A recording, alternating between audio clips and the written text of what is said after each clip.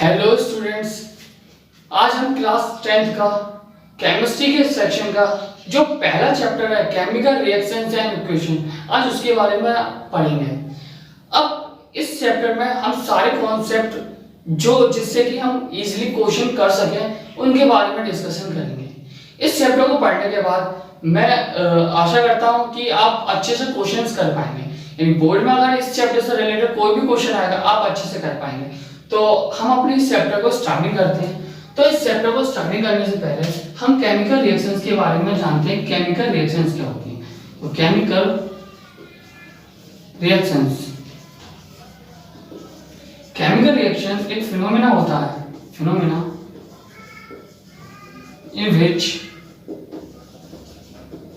in which two or more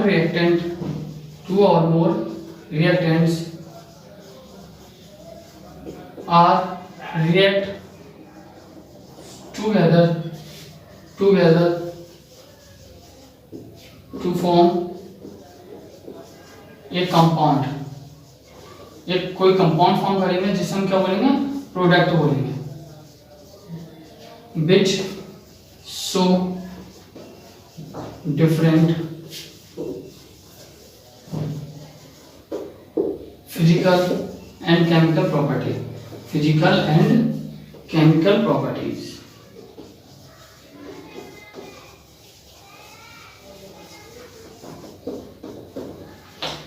यानी chemical reaction में reactants होंगे।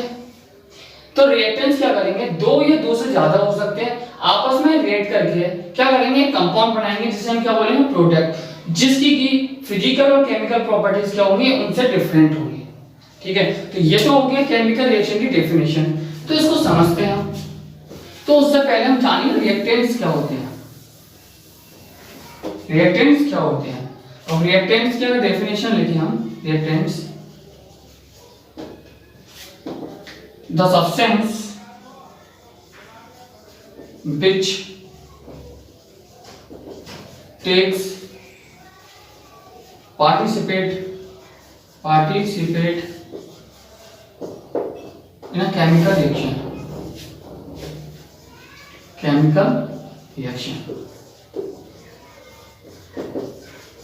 यानी कि रिएक्टेंट्स क्या होंगे? रिएक्टेंट्स वो सब्सटेंस होंगे जो केमिकल रिएक्शन में पार्टिसिपेट करेंगे, यानी कि ये आपस में कंबाइन करेंगे तब जाके हमारे लिए एक कंपाउंड देंगे जिन्हें हम क्या बोलेंगे? प्रोडक्ट बोलेंगे। ठीक है, तो इसकी ये डेफिनेशन होगी। तो रिएक्टेंट्स क्या होंगे? सब्सटेंस होंगे जो केमिकल रिएक्शन में पार्टिसिपेट करेंगे। अब प्रोडक्ट क्या होता है? प्रोडक्ट क्या होता है? प्रोडक्ट होता है द रिजल्टेंट ऑफ रिएक्टेंट्स।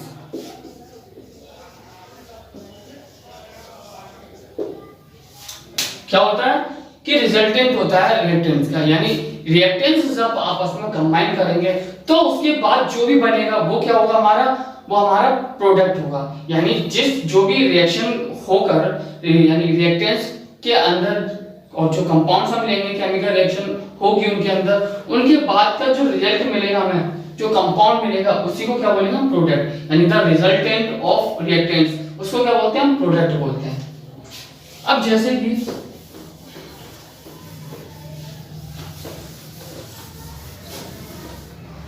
कि ये रिएक्टेंट है, रिएक्टेंट्स, अब इनके अंदर केमिकल रिएक्शंस हुई। अब केमिकल रिएक्शंस होने के बाद क्या हुआ? प्रोडक्ट फॉर्म किया। अब देखो रिएक्टेंट्स क्या होते हैं, जैसे हमने बताया कि केमिकल रिएक्शन में पार्टिसिपेट करते हैं, यानी कि जब तक ये नहीं होंगे तो केमिकल रिएक्शन नहीं होगी, और केमिकल रिएक्शन नहीं होगी तो प्रोडक्ट फॉर्म नहीं होगा। यानी रिएक्टेंट्स का होना बहुत जरूरी है केमिकल रिएक्शन कराने के लिए। तो रिएक्टेंट्स कौन कौन से हो सकते हैं? तो रिएक्टेंट्स हमारे एलिमेंट्स हो सकते हैं, मॉलिक्यूल्स हो सकते हैं एंड कंपाउंड्स भी हो सकते हैं। इसको आगे हम एग्जांपल से समझेंगे। यानी कि रिएक्टेंट्स होते हैं वो हमारा एलिमेंट हो सकता है, हमारे मॉलिक्यूल्स हो सकते हैं और हमारे कंपाउंड्स हो सकते हैं। यानी ये वो सब्सटेंस होंगे जो केमिकल रिएक्शन में पार्टिसिपेट करेंगे, और जब ये केमिकल रिएक्शन में पार्टिसिपेट करेंगे तो हमारे क्या देंगे, हमारा प्रोडक्ट देंगे। तो इस तरीके से इनके बीच में केमिकल रिएक्शंस होती हैं, फिर जाके क्या बनता है, प्रोडक्ट बनता है। अब जो प्रोडक्ट बनता है, जैसे कि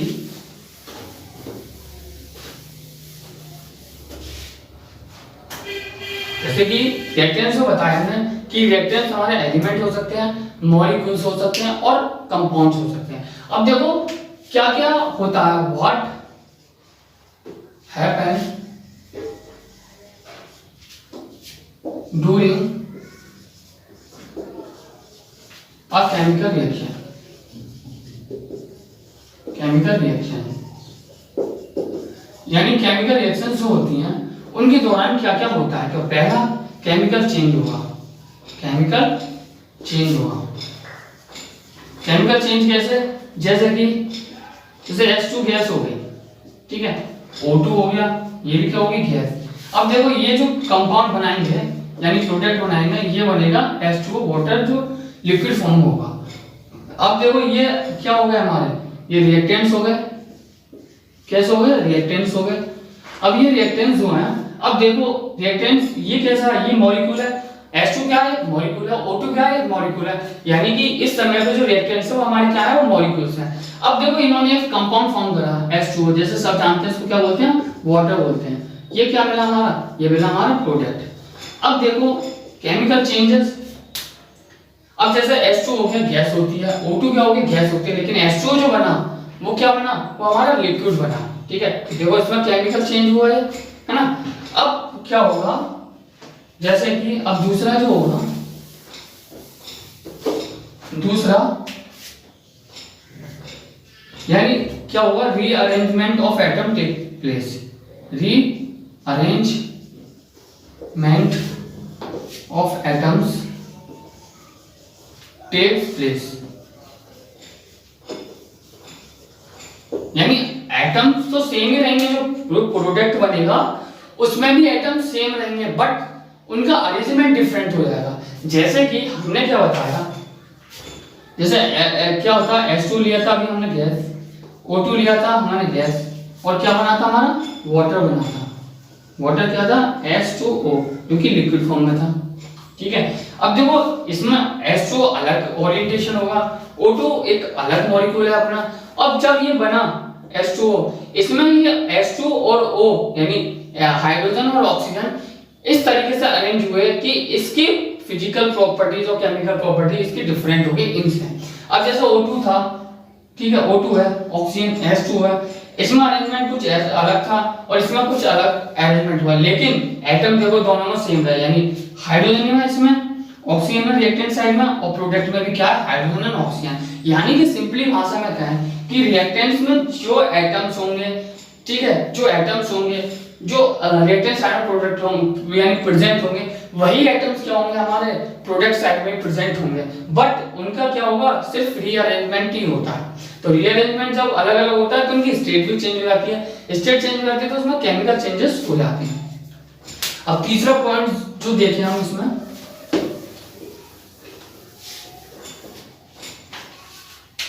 अगर हम तीसरा पॉइंट देखें इसमें, जो old bonds are break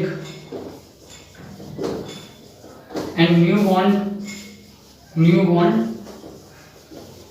are formed, ठीक है। यानी जब भी केमिकल रिएक्शंस होंगी ये तीनों चीजें होंगी। पहली क्या होगी कि केमिकल चेंजेस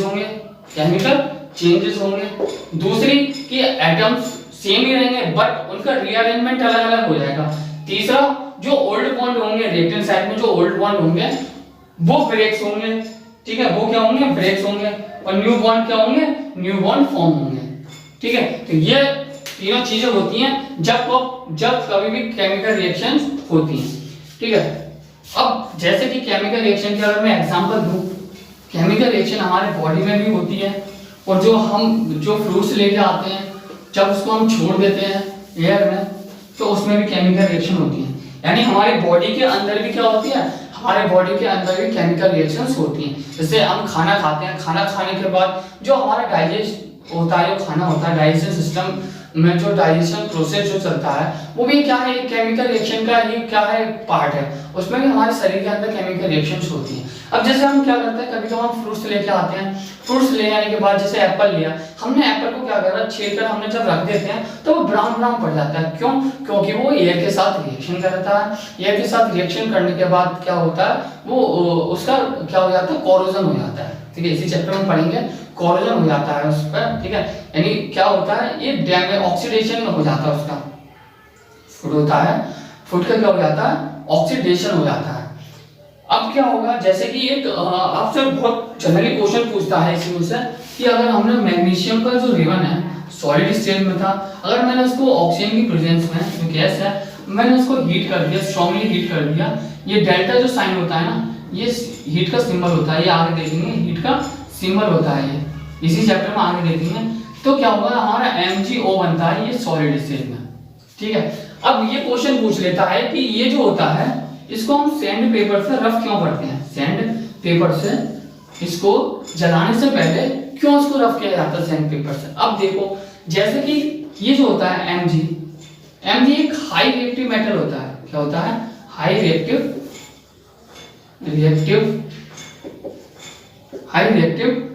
एलिमेंट होता है। ठीक है, बोल सकते हैं हाई रिएक्टिव एलिमेंट होता है। अब हाई रिएक्टिव एलिमेंट होगा तो ये फ्री स्टेट में तो एग्जिस्ट करेगा नहीं। तो क्या होता है, इसके ऊपर एक मैग्नीशियम ऑक्साइड जो यानी एक लेयर बन जाती है, इसके ऊपर एक लेयर बन जाती है। अब ये जो लेयर बनी इसकी, ये जो लेयर बनी, अब मैं जब इसको ऑक्सीजन के साथ रिएक्ट कराऊंगा तो ये जो लेयर जो इसके ऊपर बन गई है, ठीक है, ये क्या होता है, हाई रिएक्टिव होता है। तो ये जो मॉलिक्यूल्स या कंपाउंड्स जो हमारे एयर में प्रेजेंट है उसके साथ रिएक्ट करके प्रोटेक्टिव लेयर बना लेता है। ठीक है, कैसी है, ये प्रोटेक्टिव लेयर होती है, प्रोटेक्टिव लेयर बना लेता है। प्रोटेक्टिव लेयर बनाने के कारण क्या होता है, तो ये मैग्नीशियम का जो रिबन है वो डायरेक्ट ऑक्सीजन से रिएक्ट नहीं कर पाता। क्या होता है, ये प्रोटेक्टिव लेयर बनने के कारण ऑक्सीजन से ये मैग्नीशियम का रिबन डायरेक्टली रिएक्ट नहीं कर पाता। तो जब हम इसको सैंड पेपर से देखो रफ करते हैं, जैसे मान लो कि ये सैंड पेपर है, अब जब मैंने सैंड पेपर से इसको रफ करा तो ये इस तरीके से लेयर हट जाती है। अब जब ये लेयर हट जाएगी तो ये क्या करेगा, ये तो वैसे ही बहुत हाई रिएक्टिव होता है, तो फिर ये तुरंत ही इसके साथ क्या कर लेगा, ये रिएक्ट कर लेगा और हमारा MgO बना देगा। ठीक है, ये क्या बनेगा, व्हाइट पाउडर बनता है, व्हाइट पाउडर बनता है। तो जैसे हमने लेयर हटाई, लेयर हटाने के बाद जो प्रोटेक्टिव लेयर थी, वो प्रोटेक्टिव लेयर हटाने के बाद ऑक्सीजन से डायरेक्ट इसने रिएक्ट करा और रिएक्ट करने के बाद हमारे पास एक व्हाइट पाउडर बना दिया जो कि मैग्नीशियम ऑक्साइड का था। तो ये जो क्वेश्चन पूछता है कि मैग्नीशियम का जो रिबन है वो सैंड पेपर से रिएक्शन, ऑक्सीजन से रिएक्शन कराने से पहले उसमें सैंड पेपर से हम क्यों रफ करते हैं, तो क्यों रफ करते हैं, क्योंकि जो मैग्नीशियम होता है वो एक हाई रिएक्टिव एलिमेंट होता है। तो हाई रिएक्टिव एलिमेंट होने के कारण क्या होता है, ये क्या होता है, एक प्रोटेक्टिव लेयर डेवलप कर लेता है अपने सरफेस पे। क्या कर लेता है, अपने सरफेस पे एक प्रोटेक्टिव लेयर डेवलप कर लेता है, जिसकी वजह से ये डायरेक्ट ऑक्सीजन की कांटेक्ट में नहीं आ पाता। तो हम क्या करते हैं, जो प्रोटेक्टिव लेयर थी उसको सैंड पेपर से रिमूव करते हैं, तब क्या होता है, ऑक्सीजन से डायरेक्टली रिएक्ट करके एक कंपाउंड बना लेता है व्हाइट कलर का MgO। ठीक है, तो ये एक क्वेश्चन पूछता है इससे जनरली। अब क्या होता है, अब पढ़ेंगे हम कैरेक्टरिस्टिक्स ऑफ केमिकल रिएक्शन, यानी कैरेक्टरिस्टिक्स क्या क्या है केमिकल रिएक्शंस की। कैरेक्टरिस्टिक्स ऑफ केमिकल रिएक्शंस, यानी केमिकल रिएक्शंस की क्या क्या कैरेक्टरिस्टिक्स है। अब जैसे कि कैरेक्टरिस्टिक्स का क्या मतलब है, कैरेक्टरिस्टिक्स का यानी कुछ हमें ऐसे हिंट मिले कि हम बता सकें कि हाँ, कि इस प्रोसेस जो ये जो प्रोसेस हुआ है, इस प्रोसेस में क्या हुआ है, केमिकल रिएक्शन है, क्या कर रहा है, केमिकल रिएक्शन हुई है। तो कैरेक्टरिस्टिक्स हमें ये कुछ हिंट देती है जिससे कि हम बता सकें कि केमिकल रिएक्शन हुई है। जैसे कि क्या क्या होगा, जैसे पहला evolution of gas, evolution of gas. दूसरा होगा change in colour, change in colour. तीसरा होगा change in temperature, change in temperature. Fourth होगा हमारे पास change in physical state, change in physical state, ठीक है। पांचवा क्या होगा, पांचवा formation of PPT, formation of PPT, ठीक है। फॉर्मेशन ऑफ प्रेसिपिटेट लिखो, प्रेसिपिटेट, जिसको हम शॉर्ट फॉर्म में क्या बोलते हैं, पीपीटी बोलते हैं, ठीक है। अब देखो ये 5 ऐसे साइंस हैं जो हमें बताते हैं कि केमिकल रिएक्शन हुई है। जैसे कि पहला क्या होगा, इवोल्यूशन ऑफ गैस, यानी जब भी किसी प्रोसेस के दौरान, यानी कोई सी भी रिएक्शन होगी, अगर उस रिएक्शन के दौरान कोई भी गैस निकलती है तो हम वहां कह सकते हैं कि केमिकल रिएक्शन हुई है। दूसरा कि चेंज इन कलर, यानी कि कभी कोई भी जब प्रोसेस होगा, कोई भी जब रिएक्शन होगी, अगर उसमें कलर का चेंज हो रहा है, कलर क्या हो रहा है, चेंज हो रहा है, तो हम कहेंगे कि वहां पर भी क्या हुआ है, केमिकल रिएक्शन हुई है। तीसरा क्या है, चेंज इन टेम्परेचर, यानी किसी भी रिएक्शन के दौरान, किसी प्रोसेस के दौरान अगर टेम्परेचर में चेंज आता है तो हम वहां कह सकते हैं कि क्या हुई है, केमिकल रिएक्शन हुई है। फोर्थ है चेंज इन फिजिकल स्टेट, यानी कि अगर किसी प्रोसेस के दौरान या किसी रिएक्शन के दौरान अगर किसी एक सब्सटेंस की फिजिकल स्टेट चेंज होकर जो रिएक्टेंट्स की फिजिकल स्टेट कुछ और थी और जो प्रोडक्ट बन रहे हैं उसकी फिजिकल स्टेट कुछ अलग है, तो हम कह सकते हैं कि वहां भी क्या हुआ है, वहां भी केमिकल रिएक्शंस हुई हैं। पांचवी क्या है, formation of precipitate, formation of precipitate, यानी कभी भी किसी रिएक्शन के दौरान अगर प्रेसिपिटेट बनना है तो हम वहां भी कह सकते हैं क्या हुई है, केमिकल रिएक्शन हुई है।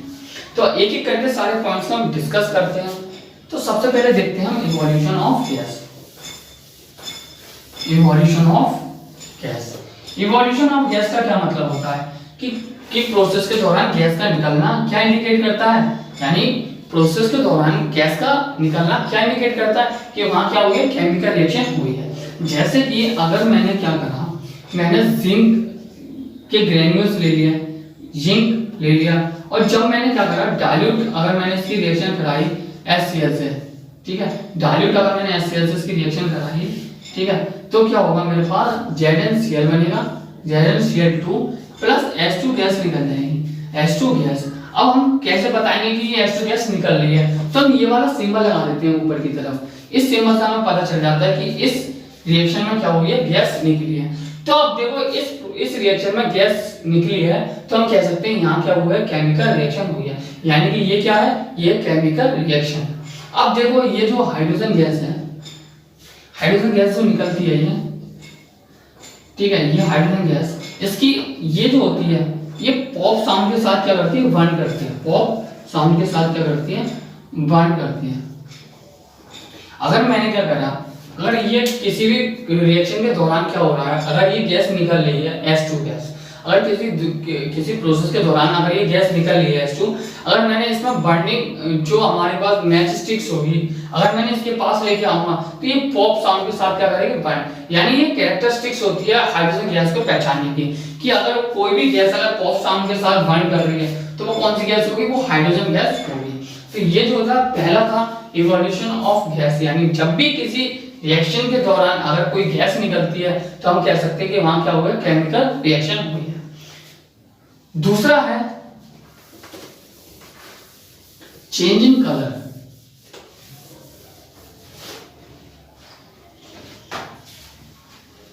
दूसरा क्या है, चेंज इन कलर,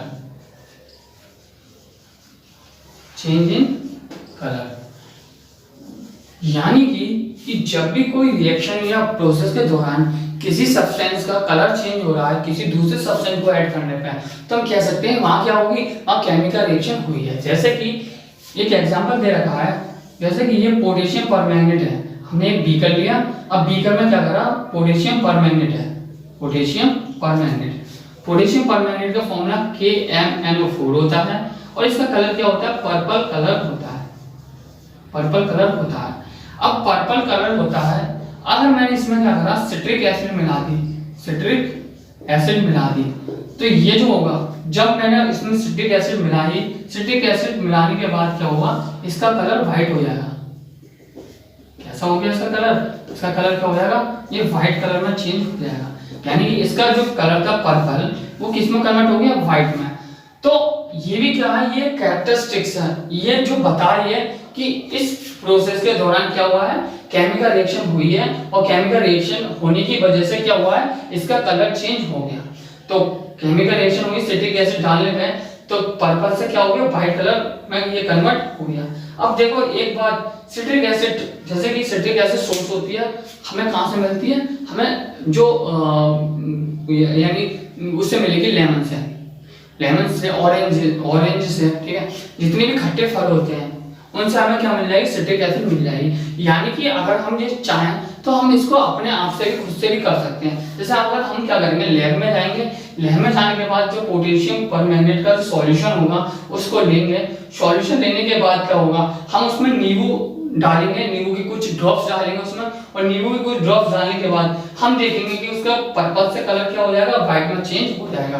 तो ये जो इंडिकेट करेगा कि इस दौरान क्या हुआ है, केमिकल रिएक्शन हुई है, जिसकी वजह से क्या हुआ, उसका कलर चेंज हो गया। तीसरा क्या है, चेंज इन टेम्परेचर,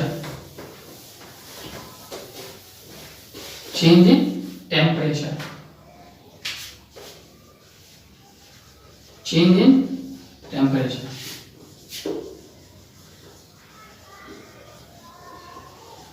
अब देखो ये वाला जो एग्जांपल है हमने अपनी डेली लाइफ में कई बार देखा होगा, बट हमें पता नहीं था, इसलिए हम इस चीज को समझ नहीं पाए। जैसे कि क्या होता है, ये कैल्शियम ऑक्साइड होता है प्लस H2 होगा, और ये CaOH का होल ट्वाइस फॉर्म करेगा, प्लस बहुत सारी हीट निकालेगा, बहुत सारी हीट निकालेगा। इसको हम एक कॉमन नाम से जानते हैं, जिसको नाम होता है क्विकलाइन, क्विकलाइन होता है, और इसको हम जानते हैं लाइम वाटर के नाम से, लाइम वाटर के नाम से, ठीक है। तो देखो ये क्या होती है, ये अब देखो इसका आपने डेली लाइफ में एप्लीकेशन देखा होगा। जैसे कि जब हम घर में पेंटिंग करा रहे होते हैं तो हम क्या करते हैं, तो कलई होती है, जो कलई बोलते हैं उसको हिंदी में क्या बोलते हैं, कलई बोलते हैं इसको, ठीक है। तो जब हम क्या करेंगे, इसको वाटर में मिलाते हैं, वाटर में मिलाने के बाद क्या होता है कि एक ये बनाता है लाइम वाटर, ठीक है, और कई सारी हीट निकलती है। यानी कि जब हम एक बकेट में क्या करते हैं, पानी लेते हैं, पानी लेने के बाद क्या हुआ, जब हम इसको कैल्शियम ऑक्साइड को मिलाते हैं, यानी इसको क्या बोलते हैं, कलई बोलते हैं, कलई इसको मिलाने के बाद तो इसमें क्या होता है, ये प्रोडक्ट बनता है, ये क्या बनता है, प्रोडक्ट बनता है। और ये जो बीकर होता है, बनने के बाद क्या होगा, इसमें बहुत सारी हीट निकलेगी, और जब हम इसको टच करेंगे इस बीकर को, तो हम टच करने के बाद हम फील करेंगे कि ये बहुत ज्यादा हॉट हो चुका होगा, यानी ये बहुत ज्यादा गर्म हो चुका होगा, यानी हाथ टच करने पर हमें बहुत गर्म सा महसूस होगा। क्यों होगा, क्योंकि इसमें हमने पानी में ये मिला है क्विकलाइन, जिसको हम हिंदी में कलई भी बोलते हैं, जो पेंटिंग के दौरान जो प्रोसेस करते हैं, ठीक है। तो उसमें क्या लगा, जब हमने ये मिलाया वाटर में तो इसमें बहुत सारी हीट निकली, जब इसमें बहुत सारी हीट निकली तो जब हमने इसको टच किया तो टच करने की वजह से कैसा महसूस हुआ हमें, ये बहुत ज्यादा गर्म महसूस हुआ। तो ये क्या इंडिकेट करता है, ये यही इंडिकेट करता है कि इसमें भी क्या हुई है, केमिकल रिएक्शन हुई है। अब फोर्थ है, fourth change in physical state, यानी फिजिकल स्टेट का चेंज होना, फिजिकल स्टेट का चेंज होना। तो देखो चेंज इन फिजिकल स्टेट,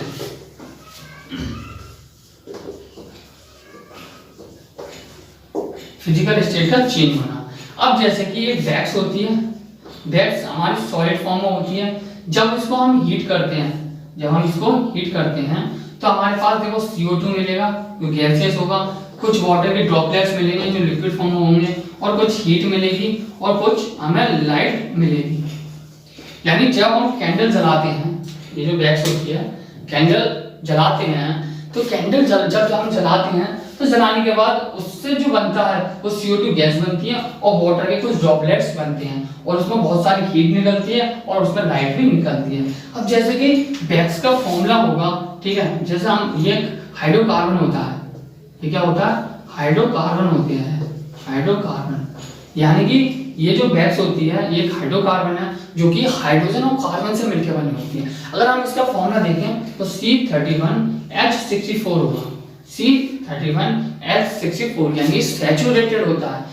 ठीक है, ये इसके बारे में अभी आपको जानने की कोई जरूरत नहीं है। जब हम इसी क्लास 10 का चैप्टर नंबर 4 पढ़ेंगे कार्बोनेट्स कंपाउंड, उसमें हम हाइड्रोकार्बन के बारे में अच्छे से जानेंगे कौन कौन से सैचुरेटेड होते हैं और कौन कौन से अनसैचुरेटेड होते हैं। तो अभी सिर्फ इसका अगर चाहो तो आप इसका फॉर्मूला याद रख लेना और या इस तरीके से याद कर लेना, कोई जरूरत नहीं है।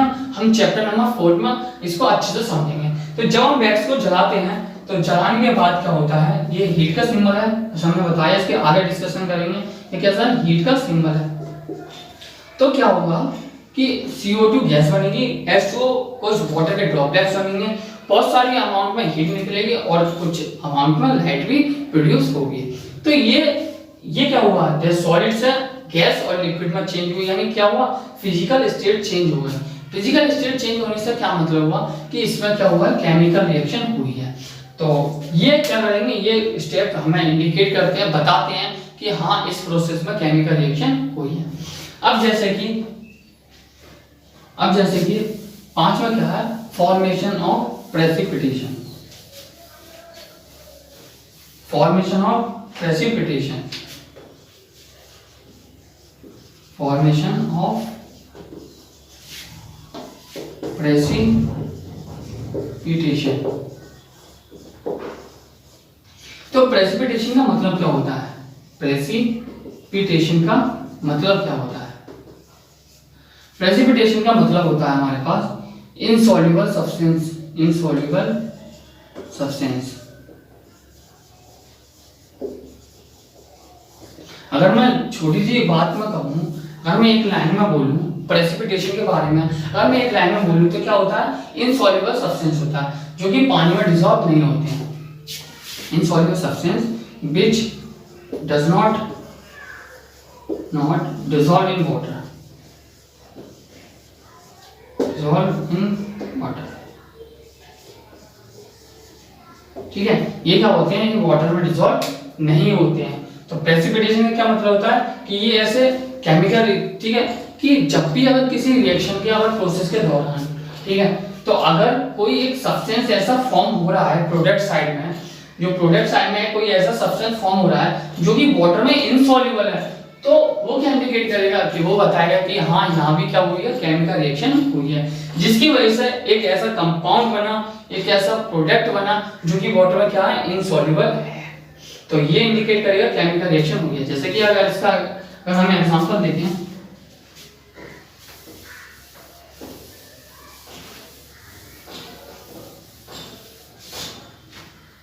जैसे कि ये कैल्शियम हाइड्रोक्साइड था, ठीक है, तो CO2 गैस जब इससे पास करने के बाद क्या होगा, तो हमारे पास कैल्शियम कार्बोनेट बनेगा जो कि सॉलिड स्टेट में होगा और प्लस वाटर बनेगा। तो देखो ये जो होगा ये प्रेसिपिटेट बनेगा, क्या होगा, PPT बनेगा, PPT। ठीक है, तो इसको हम इस तरीके से डिनोट करते हैं, इस तरीके से, यानी कि ये इनसॉल्युबल है वाटर के अंदर, यानी वाटर में ये क्या होगा, ये डिसॉल्व नहीं होगा। तो ये क्या बना, एक प्रेसिपिटेट बनेगा। ये कैसा बना, व्हाइट कलर का पाउडर है, व्हाइट पाउडर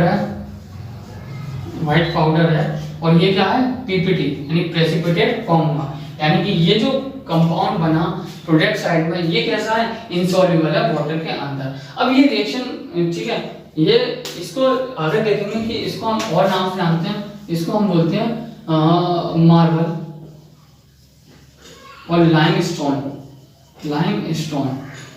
इसके कुछ कॉमन नेम है कि हम इसको क्या बोलते हैं, मार्बल बोलते हैं और इसको क्या बोलते हैं, लाइमस्टोन बोलते हैं। यानी ये क्या होता है, ये इनसॉल्युबल होता है वाटर के अंदर, यानी कि जब ये रिएक्शन होगी, रिएक्शन होने के बाद क्या होगा, एक कंपाउंड बना, एक प्रोडक्ट बना जो कि वाटर में क्या, इनसॉल्युबल है।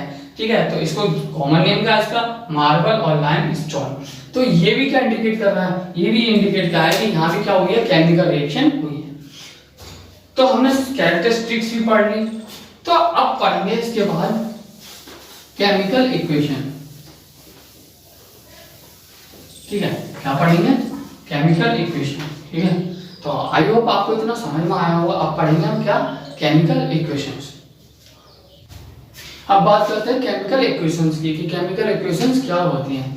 अब जो केमिकल इक्वेशंस होती हैं, केमिकल इक्वेशंस क्या होता है representation of a chemical reaction, यानी केमिकल रिएक्शन जो हो रही है, केमिकल रिएक्शन की रिप्रेजेंटेशन क्या बोलते हैं, वो केमिकल इक्वेशन होते हैं। तो क्या representation of a chemical equation with the help of symbol and formula of substance which present in a chemical reaction। अब जैसे कि क्या हुआ, अब कोई केमिकल रिएक्शन हुई, अब केमिकल रिएक्शन में हमें पता है रिएक्टेंट्स होते हैं, प्रोडक्ट होते हैं। अब कौन कौन से रिएक्टेंट्स हैं और क्या क्या प्रोडक्ट बने हैं, उनके सिंबल और उनके फॉर्मूला लिखना क्या होता है, उसको बोलते हैं केमिकल इक्वेशन। यानी मान के चलो कि कोई रिएक्टेंट्स हैं ए और बी, अब ए और बी का लिखना, उसके सिंबल लिखे हमने और उससे बना हमारे पास एक सी और डी एक प्रोडक्ट बना। ठीक है, तो समझते हैं इसको।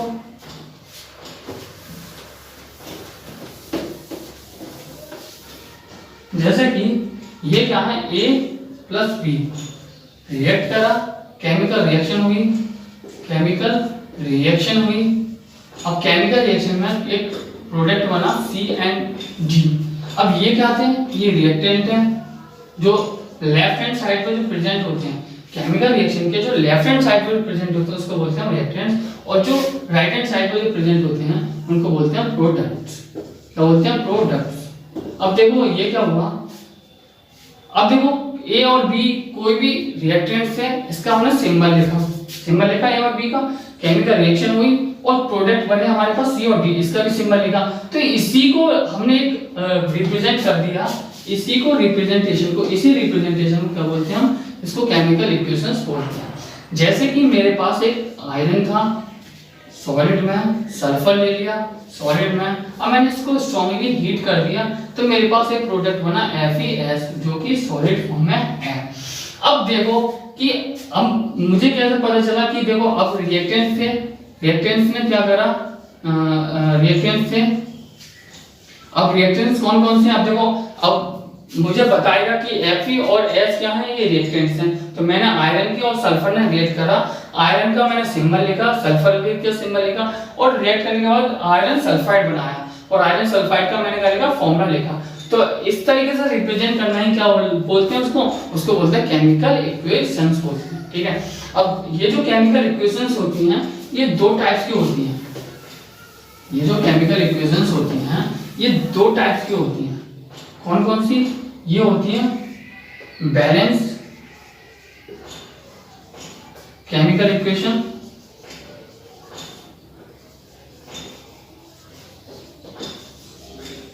और एक होती है हमारे पास unbalance chemical equations.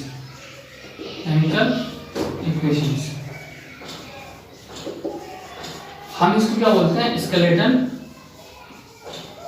Chemical equation भी बोलते हैं।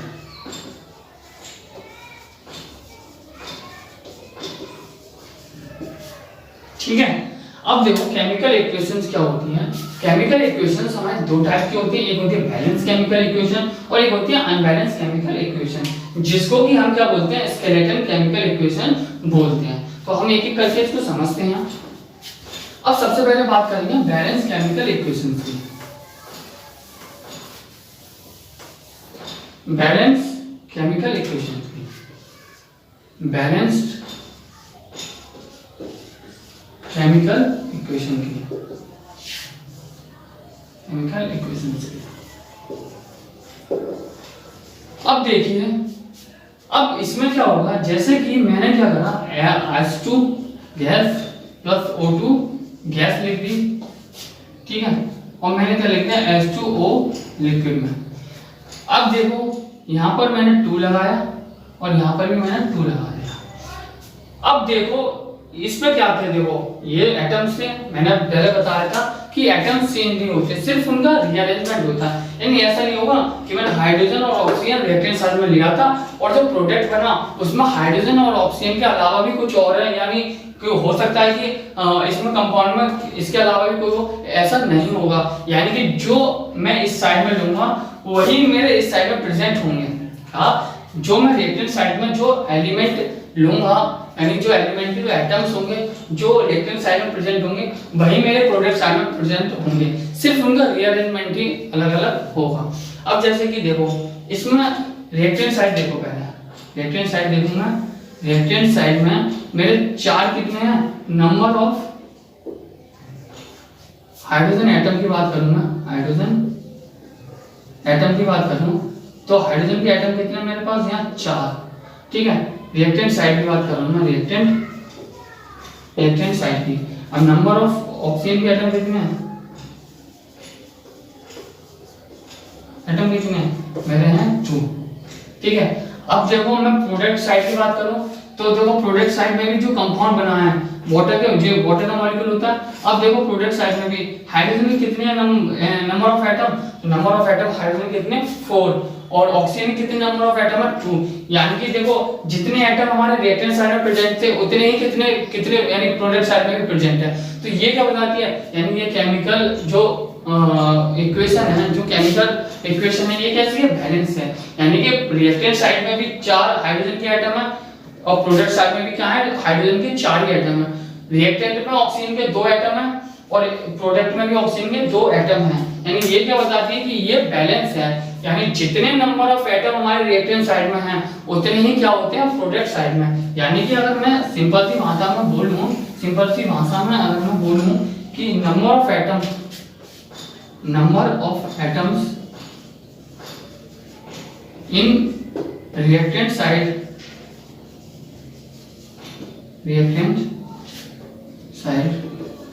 इक्वल टू होंगे number of atom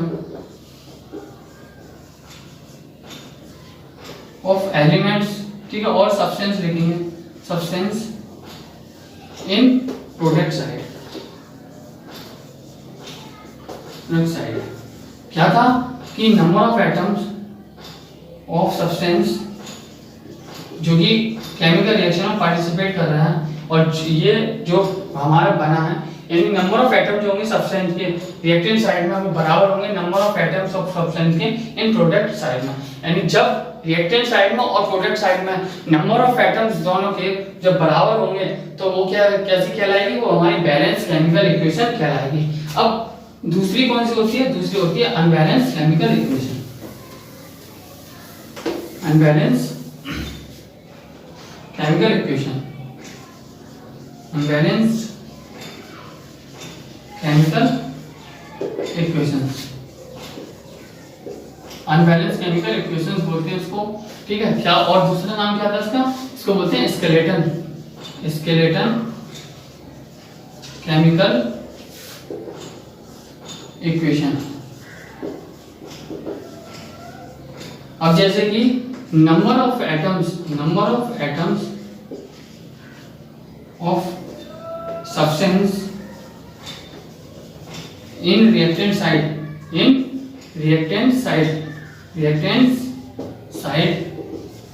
does not equal to number of atoms in product side। ठीक है, यानी कि अनबैलेंस केमिकल इक्वेशन या स्केलेटन केमिकल इक्वेशन वो होंगी जिसमें कि नंबर ऑफ एटम्स होंगे प्रोडक्ट्स रिएक्टेंट साइड में वो बराबर नहीं होंगे number of atoms in product side में। तो ये क्या होती है, इसको बोलते हैं अनबैलेंस केमिकल इक्वेशन। जैसे कि अगर मैं इसको एक एग्जांपल देखूं, ठीक है, अगर मैं इसका एग्जांपल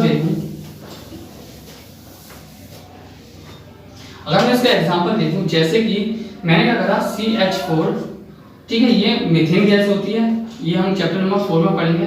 जब मैं इसको हीट करता हूं, ऑक्सीजन की प्रेजेंस में जलाता हूं तो CO2 बना, प्रेजेंट और क्या बना H2O।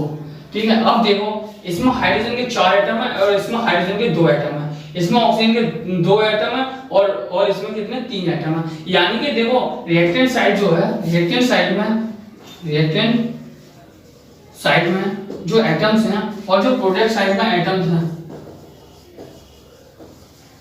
जो कार्बन के एटम जो हैं और हाइड्रोजन के, देखो हाइड्रोजन के एटम कितने हैं, रिएक्टेंट साइड में 4 हैं, लेकिन अगर प्रोडक्ट साइड में मैं देखूं हाइड्रोजन के 2 एटम हैं, यानी यहाँ 4 है यहाँ 2 हैं, यानी रिएक्टेंट साइड में जो एटम है हाइड्रोजन के वो बराबर नहीं है रिएक्टेंट यानी प्रोडक्ट साइड में जो हाइड्रोजन के एटम है। यानी कि अनबैलेंस केमिकल इक्वेशन सिंपली वो होती है जिसमें कि नंबर ऑफ एटम्स होते हैं किसी भी सब्सटेंस के, ठीक है, या किसी एलिमेंट के जो पार्टिसिपेट कर रहे हैं केमिकल रिएक्शन में, जब वो बराबर नहीं होते हैं रिएक्शन और प्रोडक्ट साइड में दोनों में, तो वो कैसी कहलाती हैं, वो कहलाती हैं हमारी अनबैलेंस केमिकल इक्वेशंस, और क्या बोलते हैं, skeleton chemical equation.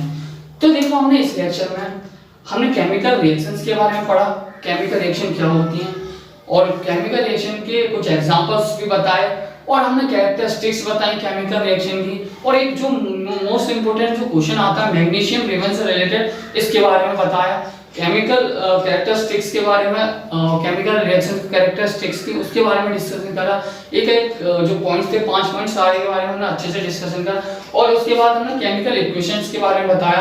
Chemical equations में जो 2 टाइप की होती हैं, बैलेंस और अनबैलेंस, वो हमने बताई। बैलेंस केमिकल इक्वेशन जो होती है उसका तो सिंपली कोई फंडा नहीं होता। अब हम जो मेन जो खेल खेलेंगे इस चैप्टर में वो होगा हमारा अनबैलेंस केमिकल इक्वेशन, यानी कि जो हमारा अब जो अगला जो पॉइंट होगा कि हम अनबैलेंस अगर केमिकल इक्वेशन दे रखी होगी तो हम उसको बैलेंस कैसे करेंगे, तो उसके बारे में हम सीखेंगे। तो आज का लेक्चर हम यही माइंड अप कर रहे हैं। अगली वाली लेक्चर में क्या करेंगे, हम केमिकल इक्वेशन जो अनबैलेंस है उसको कैसे बैलेंस करते हैं उसके बारे में सीखेंगे। तो अगर इस चैप्टर से और इस लेक्चर में अगर कोई भी डाउट हो तो आप हमें कमेंट में लिख के बता सकते हैं, डेफिनेटली हम आपके जो डाउट होंगे उसको सॉल्व करेंगे। जब तक के लिए all the best, thank you.